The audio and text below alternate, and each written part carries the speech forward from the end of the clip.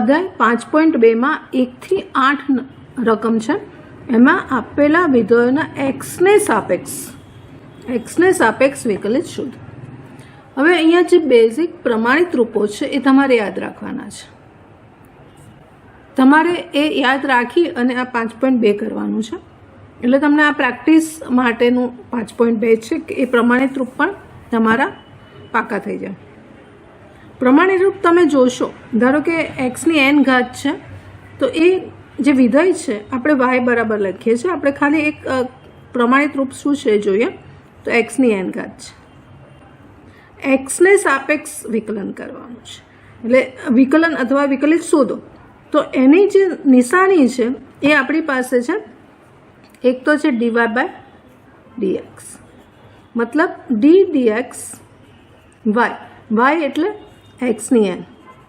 આ એનું નિશાની આ રીતે મુકાય. હવે આનું આ પ્રમાણિત રૂપ છે. આનું વિકલન તમને યાદ જ રાખવાનું છે, એક ઘાત આગળ એક્સ અને એક ઘાત ઓછી કરી દેવાની. આ એનું આ પ્રમાણિત રૂપ છે. આ એનો સિમ્બોલ છે d dx અથવા dy/dx, અથવા બીજો સિમ્બોલ છે y ડેશ લખો અથવા y1 લખો. આ પણ એનો સિમ્બોલ છે. y ડેશ એટલે પહેલું વિકલન, y1 એટલે પણ પહેલું વિકલન અને dy/dx એટલે પણ વિકલન અથવા વિકલિત.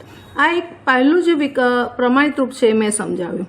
એવી જ રીતે સાઇન કોસ ટેન કોસના બધા જ ત્રિકોણમિતિ વિધેયો, પછી અચળ વિધેય છે એનું વિકલિત શૂન્ય, એ બધા જ તમને યાદ હશે. એ પ્રમાણે અહીંયા આપણે એનો ઉપયોગ કરીશું. હવે સાથે સાથે જે પ્રમાણિત રૂપો તમે જુઓ તો એક્સમાં છે. આપણે એક્સને સાપેક્ષ અહીંયા પ્રમાણિત રૂપો છે, પણ એની સાથે અંદર એક બીજું વિધેય પણ જોઈન્ટ હોય. બે પ્રમાણિત રૂપ અંદર હોય તો બંનેને આપણે વારાફરતી વિકલન કરવાના. એને ચેઇન રૂલ કહેવાય, સાંકળ નિયમ અથવા તો સંયોજિત વિધેય કહેવાય. તો અહીંયા જે પણ રકમો છે 5.2માં એ સંયોજિત વિધેય છે, એટલે બબે વિધેયો અંદર હશે એના પ્રમાણિત રૂપો આપણે ઉપયોગ કરીશું. તો પહેલું છે સાઇન x² + 5. આપણે આને y તરીકે લઈશું, પછી બધી જ રકમો y તરીકે મૂકેલા છે. હવે આનું આપણે dy/dx શોધવાનું છે. નિશાની આપણે અહીંયા dy/dx પણ લખીશું, કોઈક વાર y1 લખીશું અથવા તો y ડેશ લખીશું. એટલે કે આ y આપણો આ જે વિધેય છે, આપણું સાઇન વિધેય છે ને અંદર ઘાતવાળું વિધેય છે, બે વિધેયનું સંયોજન છે. અને xને અહીંયા d/dx એક્સને સાપેક્ષ વિકલન કરવાનું છે, એટલે કે જ્યાં એક્સ છે ત્યાં વિકલન કરવાનું છે. હવે અહીંયા આપણો જે જવાબ આવશે સંયોજન વિધેય છે, તો પહેલાં આપણે સાઇનનું વિકલન કરીશું. એટલે આને દબાઈ દઈએ તો સાઇન એક્સ છે. તો સાઇન એક્સનું વિકલન કોસ એક્સ, પણ એક્સની જગ્યાએ આપણે x² + 5 મૂકશું. એટલે આપણે સાઇનનું વિકલન કોસ અને આપણો એક્સ છે એને એમ લખીશું સાઇન એક્સનું વિકલન કોસ એક્સ. એક્સ આપણો x² + 5. આનું થઈ ગયા પછી ગુણાકારમાં આનું સાઇનનું પતી ગયું. આને દબાઈ દઈશું, આનું કરીશું તો x² નું શું થશે 2x થશે, અને 5 અચળ છે એનું શું થશે 0 થશે. એટલે આપણો આન્સર આવશે 2x × cos x² + 5. આ 5.2 પ્રેક્ટિસ માટે છે, ખૂબ જ જરૂરી છે અને કરજો. હવે બીજી રકમમાં, બધી રકમમાં આપણે y બરાબર પણ લઈ લઈશું. એટલે બીજી રકમમાં આપણી પાસે y બરાબર છે cos × sin x, એટલે આપણો dy/dx આવશે. અને આપણે દબાઈ દઈએ તો cos x છે, એટલે cos x નું માઇનસ sin x, એટલે માઇનસ sin, અને અંદર આ x છે એનો એ મૂકી દેવાનો sin x. હવે આ cosનું પતી ગયું, હવે અંદર કોણ રહ્યું sin x, તો sin x નું શું થશે cos x. ગુણાકારમાં આપણે એને લખીશું. આ બે cosનું પણ પ્રમાણિત રૂપ વાપર્યું અને sin x નું પણ પ્રમાણિત રૂપ વાપર્યું. ત્રીજામાં એમાં પહેલાં સાઇનનું કરીશું. તો સાઇનનું થશે, આ દબાઈ દઈએ તો sin x નું થશે cos x. x એટલે શું છે ax + b અહીંયા મૂકી દેવાનું. હવે આ સાઇનનું થઈ ગયું, સાઇનને દબાઈ દઈશું તો અંદર નાનું કરવાનું. axનું xનું થશે 1 અને a રહેશે અચળ છે, એટલે અહીંયા a મૂકું છું, અહીંયા 1 મૂકું છું, અને વત્તા બીનું થશે અચળ છે, અચળનું થશે 0. માટે આનો જવાબ આવશે a × cos ax + b. એ જવાબ આવશે અહીંયા. ચોથી રકમ, ચોથામાં y બરાબર આપણી પાસે છે sec, પછી અંદર tan, પછી √x. 3 છે. જો પહેલાં સેકનું કરવાનું, પછી tan વિધેયનું કરવાનું, પછી √x નું કરવાનું. હવે સેક એક્સનું વિકલન શું છે? સેક એક્સ ટેન એક્સ છે. સેક એક્સ ટેન એક્સ છે. તો આપણે પહેલાં આને દબાઈ દઈએ. તો આ આપણો એક્સ છે, અંદર દબાયેલો છે આપણો એક્સ છે, એટલે સેક એક્સનું સેક એક્સ ટેન એક્સ. એટલે આપણે જો લખીશું કઈ રીતે, ડીવાય બાય ડીએક્સ. સેકનું કરીએ છીએ, સેક એક્સ એટલે આખો આ લેવાનો છે, એટલે સેક આ એક્સ, પછી ટેન એક્સ, એક્સની જગ્યાએ મૂકીશું ટેન રૂટ એક્સ. પછી બધું ગુણાકારમાં જ આવશે. હવે આનું પતી ગયું. હવે 10નું લેવાનું છે, એટલે ટેન એક્સ છે, તો ટેન એક્સનું સેક સ્ક્વેર એક્સ થશે. એટલે અહીંયા આવશે સેક સ્ક્વેર એક્સ, અને આ રૂટ એક્સ છે એ આપણો એક્સ છે, અને પછી રૂટ એક્સનો આવશે. તો રૂટ એક્સનું વિકલન ડીએક્સ રૂટ એક્સ, એટલે રૂટ એક્સ એટલે એક્સની 1/2 ઘાત છે, અને ઘાતનો ઉપયોગ કરીને આપણે એને લખીશું તો 1/2 રૂટ એક્સ આવે. એટલે અહીંયા ઇન્ટુ આવશે 1/2 રૂટ એક્સ આવશે. એટલે આ આવી ગયો. પહેલું સેકનું કર્યું સેક એક્સ ટેન એક્સ, પછી 10નું કર્યું સેક સ્ક્વેર એક્સ, અને પછી રૂટ એક્સનું કર્યું 1/2 રૂટ એક્સ. આ રીતે આખું ગુણાકારમાં લખાશે. ત્યાર પછી રકમ નંબર 5માં y બરાબર સાઇન ax વત્તા બી અને અપોન કોસ cx વત્તા ડી. આ કોસને આપણે ઉપર લઈ લઈએ, તો સાઇન ax વત્તા બી, અને કોસને સેકમાં લખી કાઢ્યું સેક cx વત્તા ડી. હવે અહીંયા આપણે ગુણાકારનો નિયમ ઉપયોગ કરીશું કે આ પહેલું વિધેય છે, આ બીજું વિધેય છે, આ પહેલું વિધેય છે, આ બીજું વિધેય છે, અને એમાં પણ બે પ્રમાણિત રૂપો છે. એટલે પહેલું જે વિધેય છે ગુણાકારના નિયમ પ્રમાણે પહેલા વિધેયને એમનેમ રાખી બીજા વિધેયનું વિકલન કરવાનું, પછી વત્તા લખવાનું, અને બીજું વિધેય એમનેમ રાખી અને પહેલા વિધેયનું વિકલન કરવાનું. તો અહીંયા આપણે આ પહેલું વિધેય છે, આ પહેલું વિધેય, આ બીજું વિધેય, પહેલા વિધેયને એમનેમ રાખશું, એટલે ડીવાય બાય ડીએક્સ આપણો મળશે. પહેલું વિધેય છે આપણું સાઇન એક્સ વત્તા બી, એમનેમ રાખીશું. બીજા વિધેયનું વિકલન કરીએ છીએ, તો બીજું સેક એક્સ છે, એટલે sec x into tan x થશે. એક્સ આપણો છે સી એક્સ વત્તા ડી, અને 10 આવશે આપણો, 10x આવશે, એ પણ એક્સ છે વત્તા ડી. હવે આનું થઈ ગયું.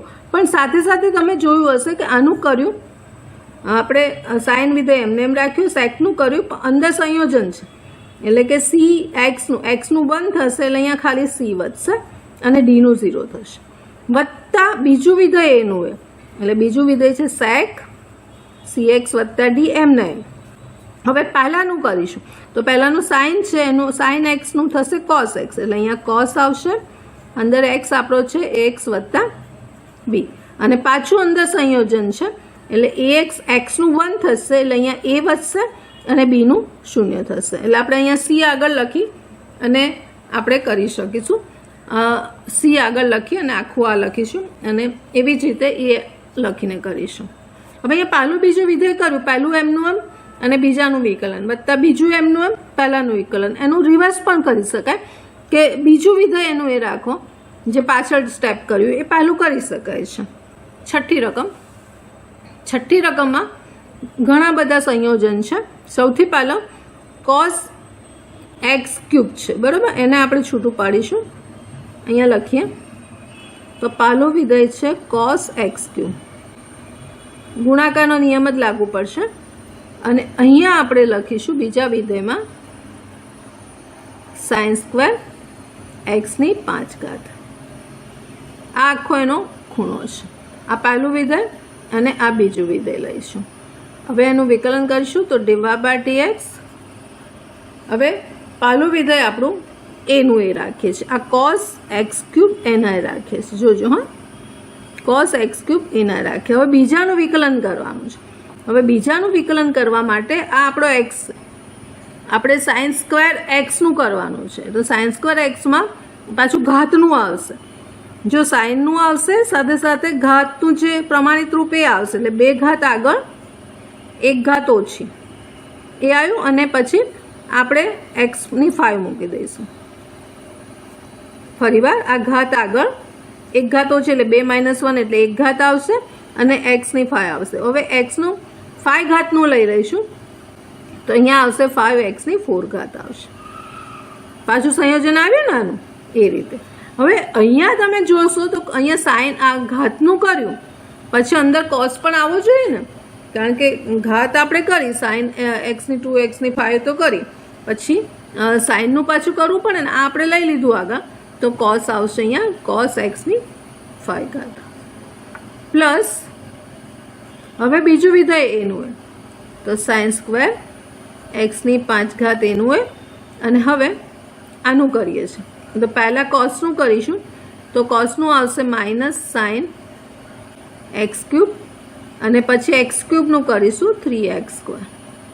અને હવે સાદુરૂપ આપી દઈએ તો આપણને જે આન્સર આવશે અહીંયા જે 5 છે અહીંયા 2 છે એટલે અહીંયા 10 મુકાશે. 10 પછી એક્સની આ 4 ઘાત મૂકીએ છીએ, પ્રમાણ લખીશું, એક્સની 4 ઘાત મૂકીશું, પછી જે સાઇન છે એ મૂકીશું, સાઇન એક્સની 5 ઘાત મૂકીશું, પછી એવી રીતે કોસ એક્સની 5 ઘાત મૂકીશું અને પછી આવશે આ કોસ એક્સની ક્યુબ આવશે. પછી વચ્ચે માઇનસ આવશે, આ 3 અહીંયા લખીશું, અહીંયા 3 આવશે, આ x² આવશે, સાઇન એક્સ ક્યુબ લખીશું અને સાઇન સ્ક્વેર એક્સની 5 લખીશું. આ રીતે આપણે ક્રમ કરીશું અને આ આન્સર આપે. હવે 5.2ની 7મી રકમમાં પણ આપેલું વિધેય છે અને એક્સને સાપેક્ષ વિકલિત શોધવાનું છે.